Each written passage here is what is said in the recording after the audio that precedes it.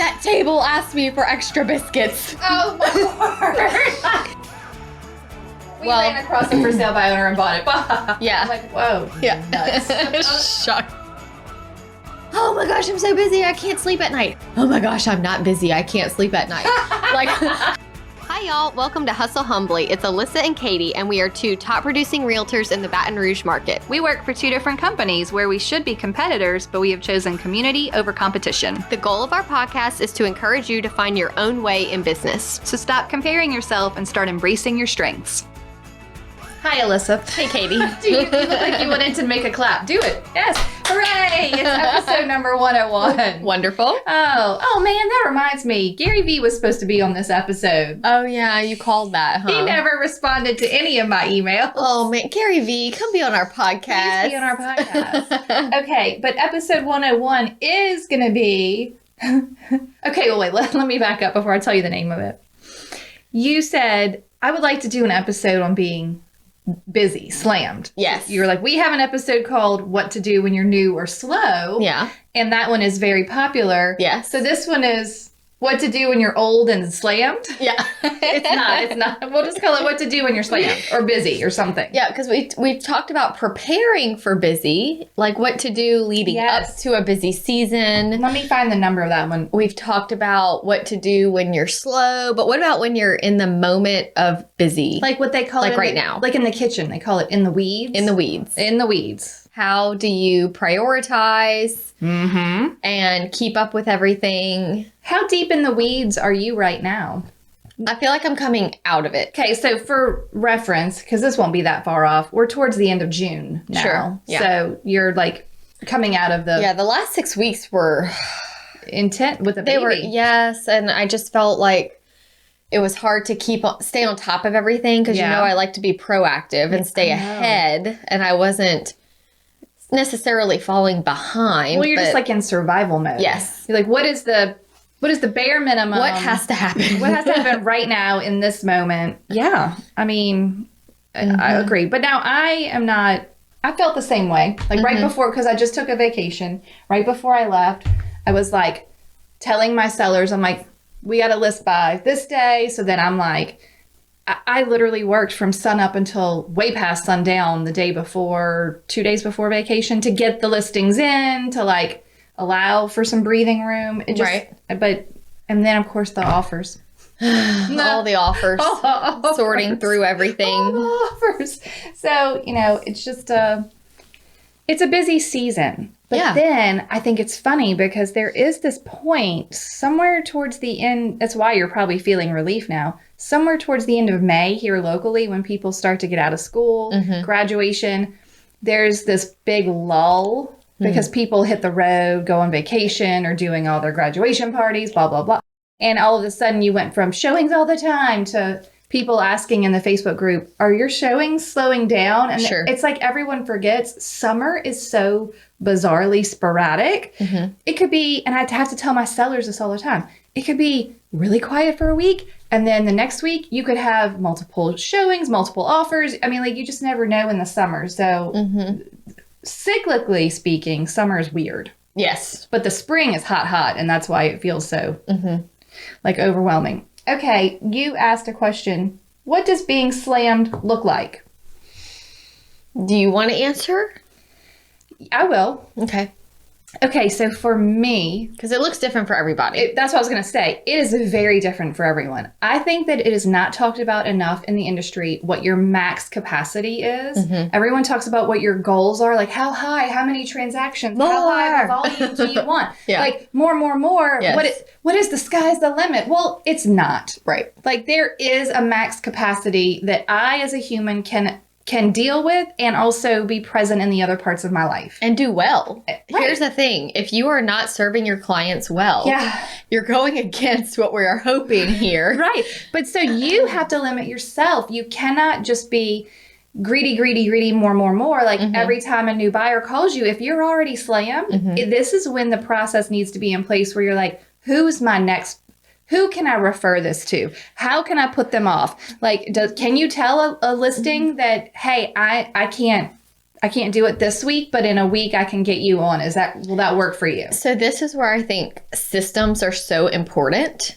And in the perfect world, you would have your systems in place before the rush of busyness. Yep.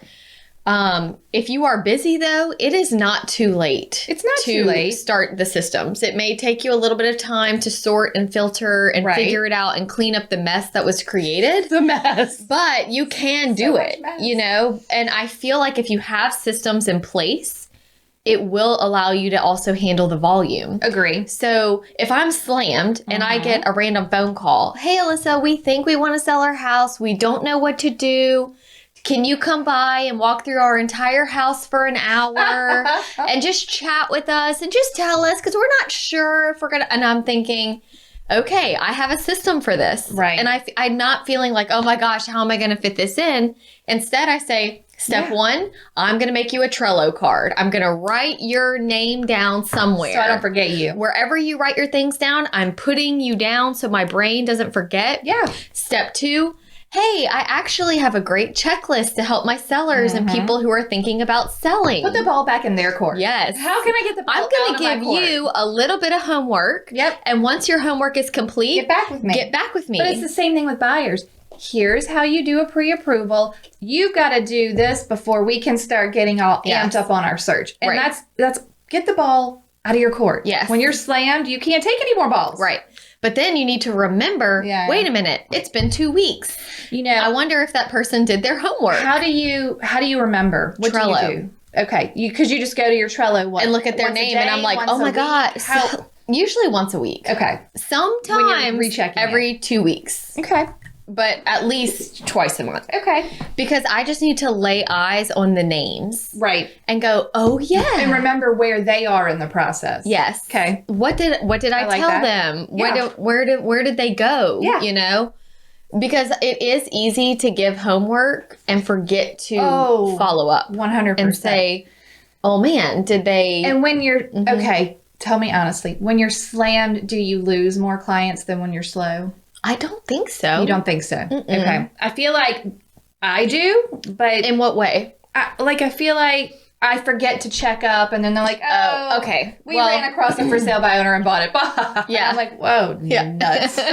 Shucks. I didn't ever check to see if you did your pre-approval. Well, I will say that if you are waiting, like when I'm in this season of waiting 2 weeks of checking Trello, yes. Yeah. It was too late. And maybe they did meet a realtor at church that said, I can come by after church today. Someone real excited. Yes. But you know what? That's okay. Is the cycle of life. Yeah. It's if you're so busy that you couldn't follow up with them the way the realtor from church did, then it's okay. She got it. It just works out that way. Let her have it. But I think that, but I don't feel like I dropped the ball in that situation. And this is a fake situation, by the way. This is not a real situation. This is made up. If I sent someone homework and said, hey, this is my checklist. Let me know how you feel your house is based on this checklist. Yep. Because I like to come by once the majority of your personal to-do list is done.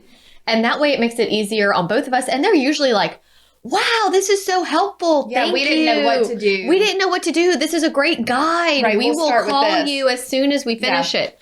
Well, if I find out that they listed with the realtor from church who was excited and came over without any homework and stuck a sign in the yard, and I don't really have regret because I did my part. And you did your system. I did my system. Now, if I would have said, yes, look, I have this checklist. And you didn't send it? And then I never sent it, then that is my fault. Yep. I am full of regret. I dropped the ball. Okay. So it kind of depends on the situation. But I have really, over time, learned to be at peace if I lose someone. But I know I did my thing. Right. I did what I was supposed to. How do you grieve this if you didn't do? Like how? Because you can't beat yourself up forever. I do, though. Yeah, you're like, oh. I go into like a mini pity party, and then I might like call you, and then I get over it. You gotta just and get I over just do my best to and it usually follows with a clean out of Trello. Yeah, you're like, wait, what else Bless you. Sorry. God bless you. Like, what else? It makes me go, what else have I forgotten? Yeah. So when I used to wait tables, this is a true story. Oh, God. When I used to wait tables in college, and when we would work LSU home games, I would get there at 9 a.m. and I would get home around 4 a.m. Oh, my Longest day Ever. on your feet, waiting tables. I would love to go back. But Right. I literally woke up one night and I must have only been asleep for about 45 minutes and I jolted awake and I was like, that table asked me for extra biscuits. Oh, my word. You're like, I didn't bring the biscuits. And I said, sure. And I never went back. And sometimes I'm like, that person messaged me on Instagram. Yep. And I said I was going to do it. And it happens more with the text messages when I respond to the text while I'm doing something else and I don't write it down. Yep, screenshot it and email it to yourself. Yes, even if it's just screenshotted in my photos. Because you go back and look at I them. clean out my photos like every night while I take a bath because it's my... That's not normal. Oh, well, it's my relaxing thing. It's a great practice, but I have to screenshot and next email. step email. I usually do email. I need it to be in my email. Okay, do you have a max capacity? When do you, Alyssa, feel slammed? Because you do a lot more transactions than I do, and then the average realtor does. When do you feel slammed? I haven't really found a number that has made me go, this is too much quite yet. I think it's more situational. Yeah. I feel slammed when I am buyer heavy. Yep. With several first-time home buyers.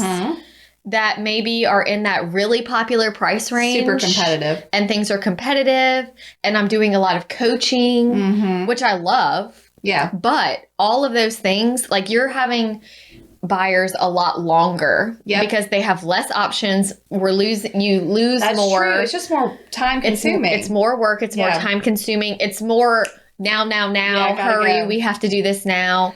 So that is when I kind of feel the pressure. Once I get them under contract, like I feel like I could have 30 pending as a solo agent and I would be fine. I feel like mine is 10. Okay. At 10, I'm like, I don't want to do this much work. Okay. Like I'm using the system and my piles on the desk get tall and things get out of hand. It's got to be, I think it's 10. But I could do 10 listings and 5 to 10 pendings at the same time, but hopefully some of the listings are part of some of the pendings. Right. But there's a limit. Like even yesterday, I have a good bit pending right now, and I just went through the list and made sure all the closing gifts were done. Yeah. And you have to batch work it at that point. Yes. And that's why I think it is easier. Yeah. Is that when you sit down, I use almost every day just to look at my pendings and say, okay, appraisal. Okay, inspection. Where do I need to follow up on this one? What about this one? And then in 30 minutes, I'm like, wow. Yeah. I have checked them all. Checked every single thing I have pending. It's true. So once they're pending, I feel like I can take a breath and go, okay, let's do this. Let's get to the closing table. It's getting to pending is where I feel busy, slammed. I need to be doing more. Okay. And you brought up it being, if you're buyer heavy, especially first time buyer, I think I put in my notes, when you're busy, if you're at the point in your career or this year where you're feeling like you're slammed. Yes. And you're overwhelmed and you can't provide the level of service you want to provide, and you decide, I am going to refer out business. Yes. I would highly recommend that you refer out your buyers before your listing. For sure. Because you can for sure handle, and within the bounds of business hours and using your boundaries, you can definitely handle more listings than buyers. Yes. I am a firm believer in this. Yes. And I know our newer agents are probably like, that's so scary. Yeah. And I felt the same way. And we have episodes on this, like how to go from buyers to sellers. But I will tell you, if you're slammed and you have both, and you have to pick between a listing and a buyer, take the listing. Yes. Take the listing. One of our agents had posted in our office that one of their clients wanted to sell a camp in Maripal. Does anybody know anyone that works in Maripal? And I'm thinking, I'll take it. I didn't. Okay. It's like, what? I didn't do it.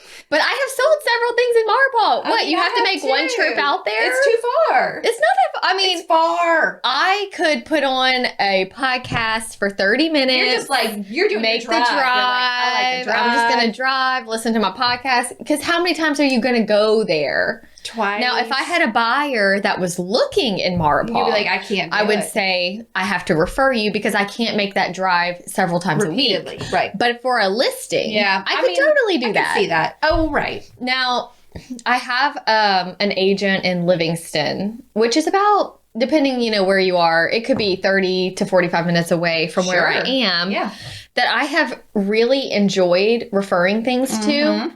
And not even because it's too far, but I found that every time I had a buyer in Livingston, they had so many questions about the community and the schools. And you were like, I don't know. And I just didn't know. Yeah. And I didn't know. And I was texting this Livingston agent, okay, can you set up a search for me in my MLS based on this school district? Yeah. And she's like, sure. Like, that's easy. Right. And finally, I was like, what am I doing? This is crazy. She's the expert. Give it. Yes. And it's, I felt like it has just been so wonderful to be able to do that. And again, not just because of the drive, but just because of my limited knowledge of that and it being such a popular place to move because of schools. Yeah. So I don't know the schools. Right. So anyways. That's smart. Yeah. Very smart. Okay. So basically, do you do anything else with overflow or do you pretty much take all of them? I have stopped working sign calls. Okay. I give them to my assistant. Yep. And who's a whiz at them. She is like so good at sign calls. Good for her. She is the type of person that anytime you talk to her, you feel like y'all are just the best of friends, have known each other forever. Quick connection. She can, and not only that, but there are several times where she has sold the listing that they called on. Perfect, because it was your listing. It was my listing. So great. Wonderful. And I just felt like that was something I could better serve my time elsewhere. Got it. Hello, friends. We are so excited that so many of you are using the template course and the reviews are just pouring in, letting us know that it has helped your business as much as it has helped our business. Yes, listen to this review. Thank you so much for providing this wealth of information, knowledge, in template form. So far, I've used a handful and received positive feedback like, this is so professional, or I really appreciate how organized you are. I mean, can you imagine? Yeah, Your clients are actually going to say that. Yes. All right, here's another one. Thank you so much for this. I can't tell you how many times I've started this and how many notebooks of samples and notes I had. I have ADHD and it is super hard to stay focused on getting it done. Having it all in one place is going to make it so nice. That is what we're here for. I know, just look, you don't need to reinvent the wheel. Just use these. Yeah, nice and simple, easy, ready to go, ready for you to put your own logo on, make it sound like you. So head over to hustlehumblypodcast.com/course and check it out. That's right. And you're going to enjoy them. You're going to love them. You're It's gonna going love to it. change your life. Literally fired my assistant. They are the best. Okay, bye, Enjoy the friends. template. Yes, enjoy. Okay. How does your intake call change when you're slammed? So you're referring out the sign call. Yes. But what if you get a referral to a buyer or a seller? Yes. Does it change? Does it change? I would say I do have to do it more in the moment. Yeah. So if I am driving and get a call, I will say, I'll have the conversation that we need to have. I'll say, I'm going to send you an email. I usually ask them to text me their email address. So that way, when we get off the phone, You have it. I have a text reminder. Yeah. And pretty much the second I stop the car to where I'm going, before I get out the car, I forward the template. The templates have made everything so easy because I'm not having to write this email. You just I have it. It takes 20 seconds to forward the email. Which one are you forwarding at that point? It depends where they are in the process. So if they're not pre-approved, Yes. you send them something about that. Yes, why we need the pre-approval. And if they've already talked to their lender, you go straight to... Congrats to being Got it. pre-approved. Here's where we're going to go from here. Yeah. Let me know what you're... and all of the templates require them to do something. Yeah. Like, awesome, I'm so glad you've already talked with the lender and you're ready to start the buying process. Please send me what you're looking for in a house so I Yeah. can set up a search for you. So then when they do that, Yeah. that is my prompt. Yeah. 2. And I usually put them in Trello while I'm on the phone with them. Right. Or I have to screenshot it and do it later, depending on what I'm doing. But the biggest thing when I'm slammed, because I know my brain, I have to do it quickly. Yeah. Write them down somewhere. Right. Because So they will get buried under 100 other tasks. Yes. I know. Yes. That's the hard part, is not losing your sense of urgency with new business. Right. Okay. And I also made a note that if you're going to, you might as well refer out buyers if you have to, because they're going to dump you anyway if you become too busy and unresponsive. Yes. Your seller isn't going to dump you once you're in it. You're in it. Right. Right? Or like they're already invested. You'd have to be a really bad agent at that point for your seller to be like, I just found somebody else. Yeah. Like you wouldn't come list it. Yeah. Like that's so crazy. It is actually ridiculous. Right. But sellers also treat your business more like a business because they are hiring you. They're the ones paying you. They're the ones interviewing you. Like it's just totally different. It is different. So that was also in my notes. Okay. Let's talk about at what point do you stop being busy? It seems like every time you said in your notes, it seems like every time you talk to an agent, they say, I'm so busy. I'm so busy. Are you busy? Are you busy right now? How's it going? What are you doing? Literally loathe that question. You started hyperventilating just now. Oh my gosh. Yeah. That's usually the answer you get. Like, are you okay? When does it stop? And I think I actually had written down a question for you because you teach the systems class. Yes. If you have a high volume agent, because there are many high volume, top producing agents that have no systems in place that have no life, no boundaries. They're not taking care of their health. Their family probably feels a little bit neglected because they have no systems in place. Right. But they got their goals. But because they've been around a long time and they have so many things, how do you start? Oh, how do you start? If you are in the midst of always busy. Okay. I'll never be able to calm down and get a system in place at this point. I think number one is it is actually very simple. And that is part of what I teach. Simplicity is a key to a system you'll use. I am not trying to tell you to go spend 2 hours or 3 days starting a new CRM and blah, blah, blah. I cannot tell you how many people I have told, please watch the 20-minute Trello video and decide if that system looks like it will work for you. If you're a digital person and you don't keep track of your people in one place, like if you have a notebook here and an email there and a text, we've talked about this before. But I also think you're working with buyers and sellers. That's it. We're not teaching commercial real estate here. Right. We're not teaching property management. We're not teaching, I don't care if you don't agree with this, you should not be doing all of those things. Right. If you are slammed and cannot, have a life. Right. Let's boil it down. I am a residential agent. I work with buyers. I work with sellers. I will tell you honestly, I have done a commercial transaction before and promptly realized this is ridiculous. It's just like you trying to learn the schools in an area you don't work in. Right. Well, I don't want to learn an entire other industry. Not a good use of time. I can just refer it. Yeah. And make some of the money and then go back to what I know I'm good at. So you have buyers and sellers. Number one system is, what do you do when you get a new buyer or seller? What do you do when you meet them the first time? I think this is so important because the agents that come to me and say, I could never do it. I listened to the podcast and I could just never do it. What? Like have systems and be organized. Why? My email, I can't tell you how many people come to me and say, gosh, I listened to your email episode and I just know I could never do it. I'm like, you could never delete an email or unsubscribe?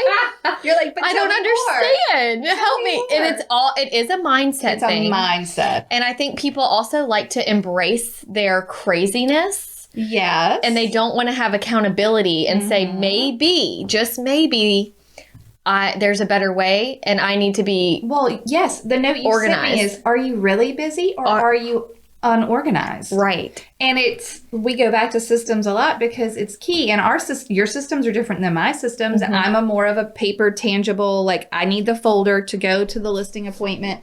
But I have now started using a stopwatch on occasion to then share with my group. Yeah.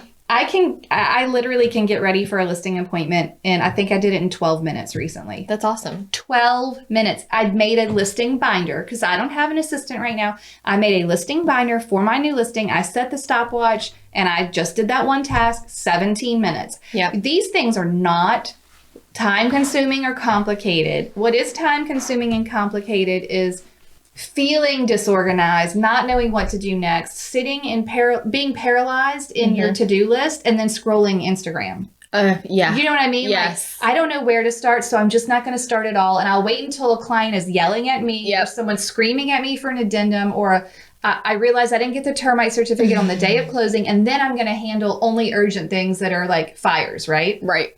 So you said, how do you prioritize while maintaining follow-up and cleanup? Yeah. And that's the same thing.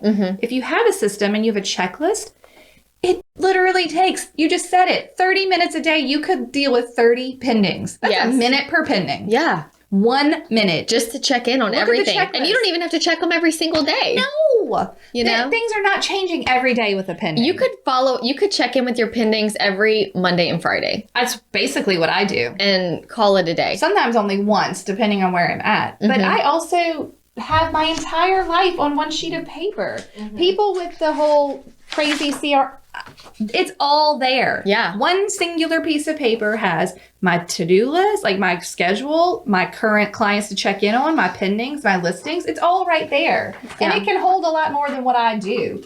But that's what I need, because I need it to be quick, and I can't be delving into a lot of different places to figure it out. Okay. I also, I have a whole time. It's just all about time management. Yes. Right. I mean, the whole thing is. So y'all can go back and listen to our friend Anna. You said you were listening to her this morning. Yes, I was. Anna Dearman-Cornick has a podcast called It's About Time. And she will give you all of the tips for all of the different ways to work. She says, like, her tagline is, don't use busy as a badge of honor. It's not a badge of honor. It's not. When people ask you if you're busy, it's okay to say the market is good, or, things are going great, or oh, yeah, so busy. Right. Don't sound exhausted like you're dying. Even when you talk to especially when you talk to another agent. Yep. Like, I know, and I also made a note that as an entrepreneur, busy is very tricky, because you feel super grateful to be busy, and then you feel very isolated and alone because there is no outlet to complain or vent about that, because you're supposed to be grateful that you're busy. Right? So then what do? Like, I need to be able to say, yes, I'm slammed right now. And are you slammed right now? But I also don't want to talk to people like, I'm busy every time I talk to you. Sure. But I also feel weird sense of guilt, because I don't know that I've been slammed, except for on a day here and there, for a couple of years. Yeah. Because I just have a system, like, none of it feels I feel the same way. Right. I feel the same way. And when I say, even coming out of the last few weeks where I was really busy, I'm very happy with how the systems worked during that time. Yes. And it allowed me to still during that time of being slammed, I was still working out, being with my family, turning my phone off at the right time. Yeah. I was still setting boundaries. Now, when I was at work, I was working. You gotta work. I was working my booty off to just get everything taken care of. Right. And then when it was time to shut it off, I could. Yeah. Because the systems were working. Everything's been checked on. If there are no systems, you can never shut it down. No.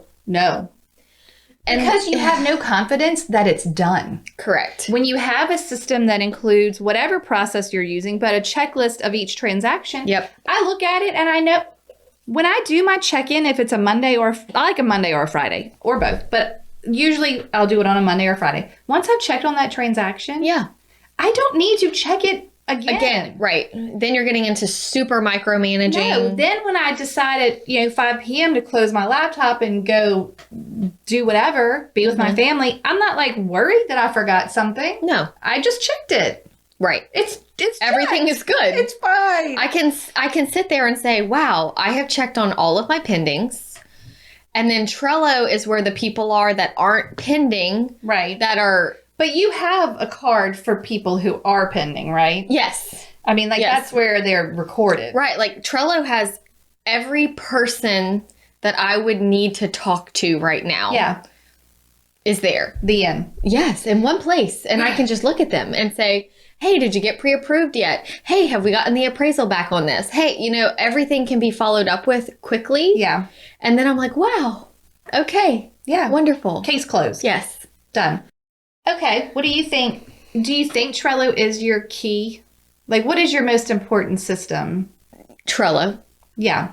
Being able to put them somewhere. Yeah. The problem is that we have made ourselves so available in so many different outlets. They can find you all the places. All the places. Yeah. So when I get a Facebook message, the first thing I'm doing is screenshotting it so I don't forget. Even if I have already responded to them, I'm screenshotting it because I need to put them in Trello. If somebody reached out to me, I just had a client reach out to me and say, hey, we're not sure if we should refinance our house.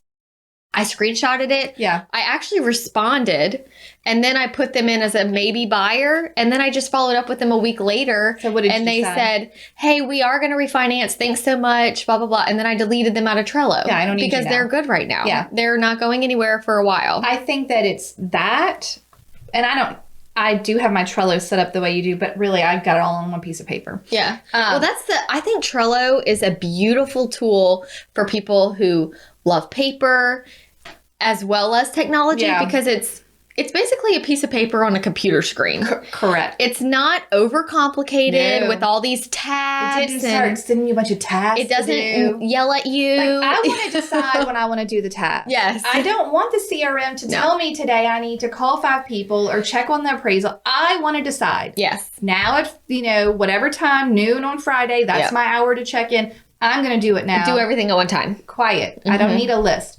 But the templates. I think the email templates are just like the amazing, like the time saver that you didn't know you needed. Yes. And it just systematizes all of that communication. So now the ball is constantly out of my court because I'm telling my client what you need to be doing. Right. And what I'm doing. So please don't check on me. Yes. You now know what everyone's doing. How long does the inspection take? How long do you have to respond? When is the appraiser going to come? It's all right there. Yes. We're fine. Okay.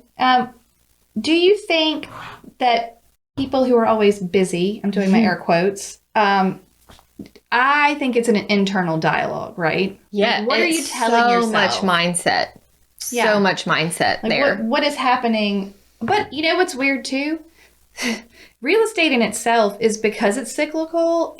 You'll hear it in the beginning. Oh, it's very feast or famine. Yes. It kind of is. Yeah. Like you're going to have a busy, and we've talked about this. You're going to have a busy season. You're going to have a slower season. You might have a busy week, a slow week. It'll be up and down. It's not 365 days of I can't keep up. No. If you have 365 days of I can't keep up, systems are definitely where you need to start. But here's a problem too, is that when things slow down, instead of rejuvenating, cleaning house, extra follow-up, loving your people a little more, they're just panicking and they're stressing. Yeah. And they're implementing a shiny thing. Yes. And so they're not, and then the busyness rolls around and they're a mess because they didn't rest when they had a little break. I know. And then it just is this horrible cycle. So the question is, how can we get people out of the crazy cycle of being busy? Oh my gosh, I'm so busy. I can't sleep at night. Oh my gosh, I'm not busy. I can't sleep at night. Like, how do we get them out of this horrible cycle? Oh my God, that's so funny. It's just the truth. Do you have an answer? To what? How to get them out of the horrible cycle. Systems. That's the whole answer. And it's like we're on episode 101. Yeah. There are so many episodes. Maybe start with your email. Yeah. Is that a source of stress for you? Right. Go listen to the email episode. Right. Maybe start with an office day. You don't have an office day? You need an office day. That's number 78. Go listen to that one. Have an office day. I promise you that office day is life changing if you're feeling busy. So I told you I was listening to Anna's podcast. Okay, what did you hear? She had this girl named CG from Balanced Not Busy on her podcast. Oh, okay. And her little mission statement type thing was, depending on like what season you're in, this is how she operates. Okay. I am giving myself permission to be honest with myself during each season of my life and to give myself the grace, the space, and the permission needed to evolve. Oh, I like that. So where am I? Yeah. I'm busy. Okay. So maybe a little bit less lunch with friends if my email is out of control. Right. Maybe I need to delete the Instagram and Facebook app off of my phone, or at least put it at the end. So I'm not just, my brain isn't automatically going there. Like, what are the things that are time wasters? Fun, maybe. Sure. It's fun to scroll. Yeah. But right now, you don't have the privilege of doing that when there are things that need to be handled. When people get busy and stressed, they want to escape that. Yes. Right. So they're just the reason why I've started stopwatching myself on task is because I'm trying to show my students specifically, these things may feel overwhelming, but they actually don't take time once you're used to doing them, right? Right. So your check-ins are quick because quick. you know in your mind, you've done it so many times, it's easy to get through it. Mm-hmm. Okay, what else did she say? That was the main thing that was just super important, but it made me think too, whenever I do get that feeling like I'm forgetting something, even after I have done my check-in, when I go for a walk and put my phone away, the things that fly into your brain, and I'm like, oh, this, oh, that, oh, this, oh, you know, the things. But you will never remember those things if you never allow some quiet time. Space. If you're always on to the next thing, how is your brain going to be like, hey, remember that person that called? You forgot the biscuits at that table. Oh, the biscuits. They wanted extra biscuits and you said yes and they forgot. But the moment I got to a quiet place, sleeping, I remembered. You're like, dang it, those biscuits. The biscuits I forgot. But it just goes to show that sometimes you do, in a busy time, need to say, okay, I can't sit at this computer. I need to actually go lay on my bed for 10 minutes in the quiet. I need to go for a walk. I need to drive. I need to do something. Step away. And then I'll be like, hey Siri, remind me to while I'm walking, I will set a reminder for the things that I'm remembering. Well, that's good. So that was a tool too that I use a good bit. I like that. Mm-hmm. Another thing when I'm super busy, I have told my husband this before, my stress level is, you can pretty much know what my stress thermometer is based on what our kitchen looks like.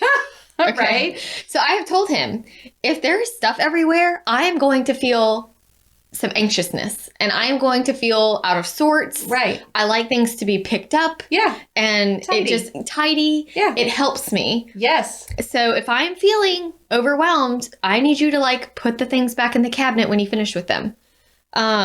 So just as an example, when I'm super busy, you would think that would be when the house is the worst. That's when it's the cleanest. That's when it's the cleanest, because every night before I go to bed, I just make a quick circle. Yep. And there's usually 5 or 6 things that I have to either put in a cabinet, put in the sink, pick up off the floor, maybe start a load of laundry. Right. And if you do that every night, again, it takes 5 minutes. Right. It's getting there. It's all mental. It's all mental. It's all mental. But you will always know if my house is super clean when I'm really busy, which is, you would think it would be the opposite, but it's just how it works. Right. I like that. That makes sense, though. Do you like how I won't go to bed until things are somewhat tidy? So when I wake up, I'm not instantly stressed. Do you have things that are your non-negotiables that you have to do? I mean, I do them in the morning probably. Yeah. And I don't know why, because I am a night owl, but I always I have to put the living room right. My dining room, we have an open floor plan. My dining room table has been covered in Legos for a long time. It's fine. It's sort of like a playroom. We eat at the island, so we don't need the dining space. But the kitchen and the living room have to be completely picked up. Even the dog toys that are strewn around the floor, all that's got to be in the basket. And I do that all before I walk into my office in my house in the morning. So I can't be focused on, there's dishes in there, or, there's whatever to be done, and sit here and get things done. Yeah. It takes 10 minutes. Yeah. It doesn't take that long. Mm-hmm. Someone's at the door. Who is that? Who could be at the door? I'm like, it's 10:01. Is it Jamie? I don't know. Anyway, I have to do that. Mm-hmm. I have to do my office day. Mm-hmm. It's a non-negotiable. I have to do my office day. And then I have to do my weekly check-in. Yes. Which takes an hour. So even if I couldn't get the office day in, I got to check all the transactions and all the listings. It takes 1 hour. Sure. I never have more than an hour's worth of work there. I have to do that. Honestly, it's not. People overcomplicate what we do so much. And I see realtors doing things out there and I'm thinking, if you would cut out some of this stuff, you would have more money. You would have more time. You would enjoy life so much more. I agree. There is so much fluff and so much fat that can be trimmed from the business. Yeah. And keeping it simple, I think, is the key.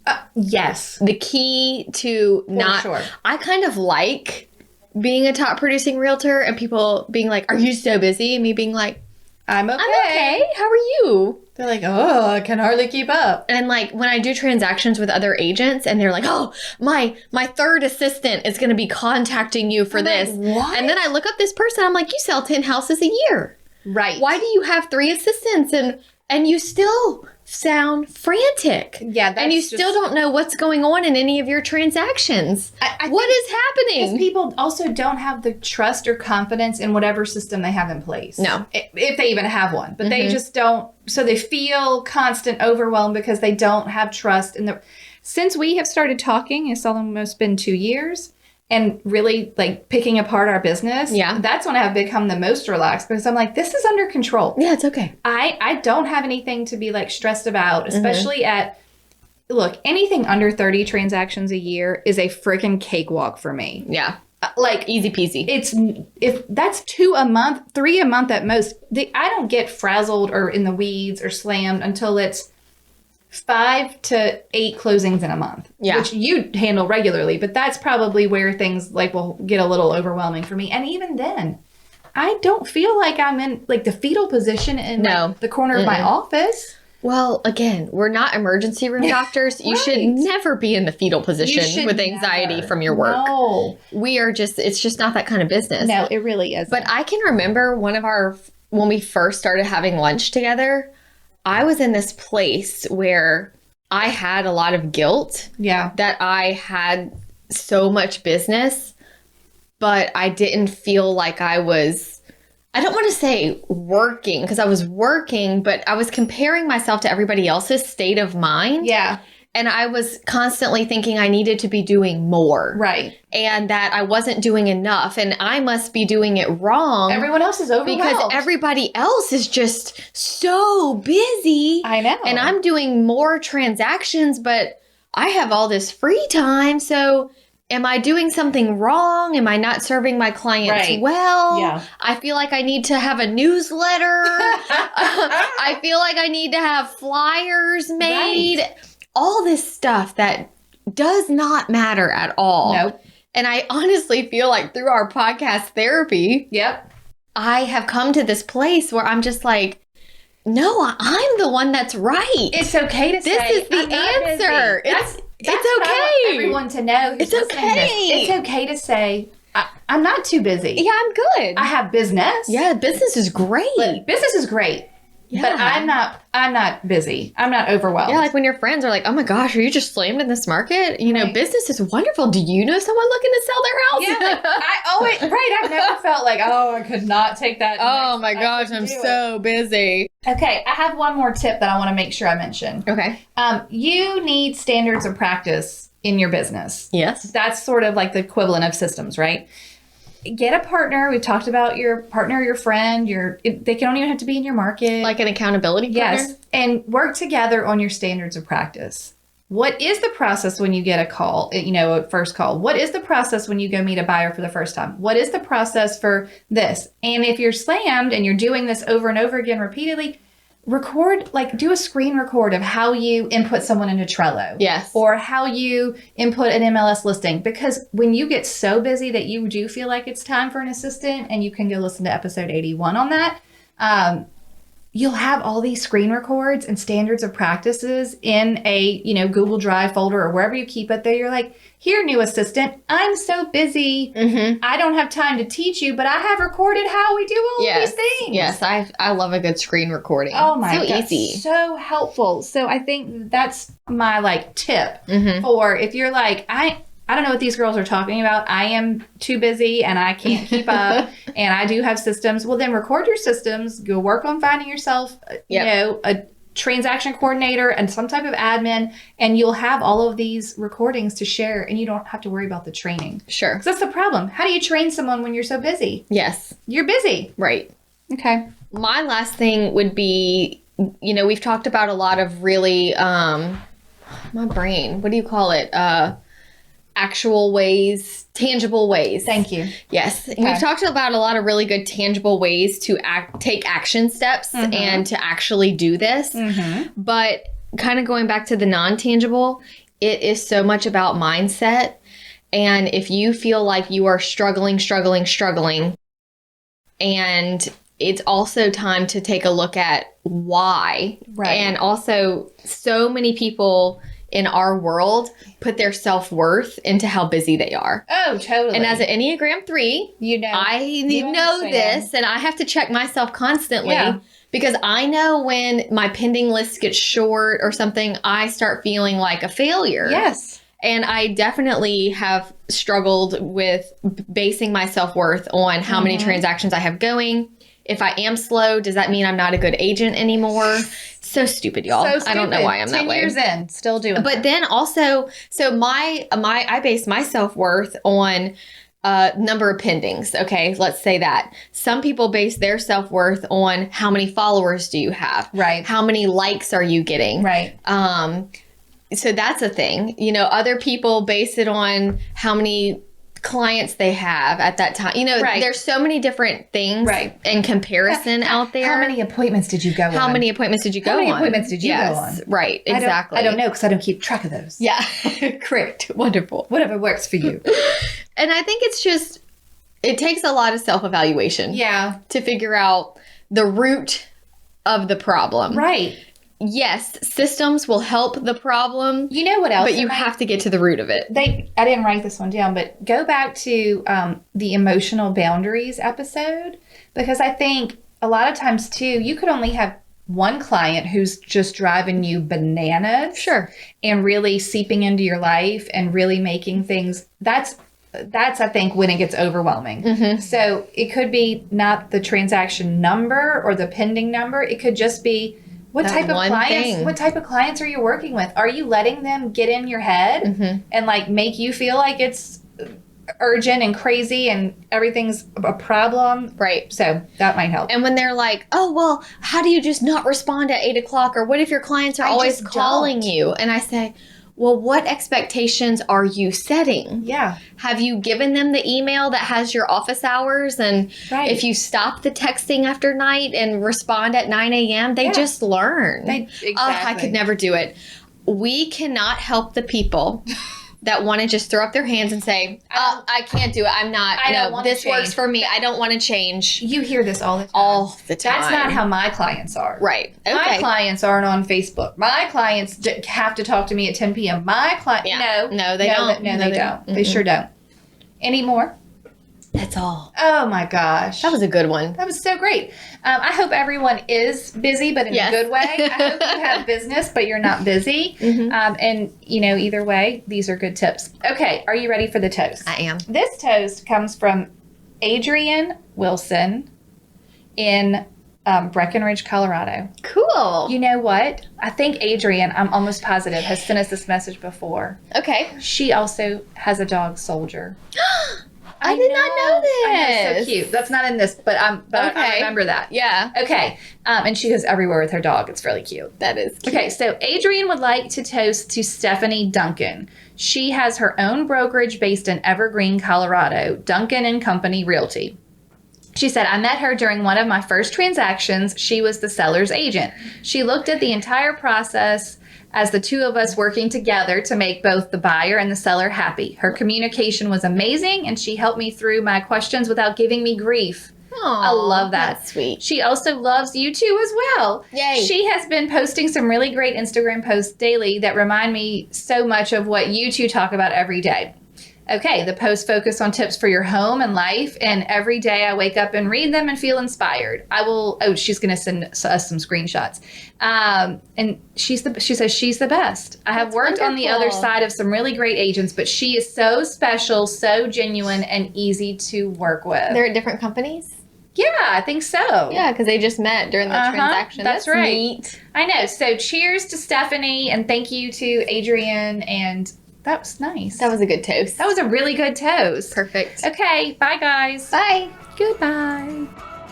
Thank you so much for tuning in to the Hustle Humbly podcast. Let us know who we should toast to for the next episode. Be sure to follow us on Facebook and Instagram at Hustle Humbly Podcast. If you have an episode, topic, or question, please email us at hustlehumblypodcast@gmail.com. Be sure to subscribe to the podcast and leave a review. See you next week. Bye. This is the good life.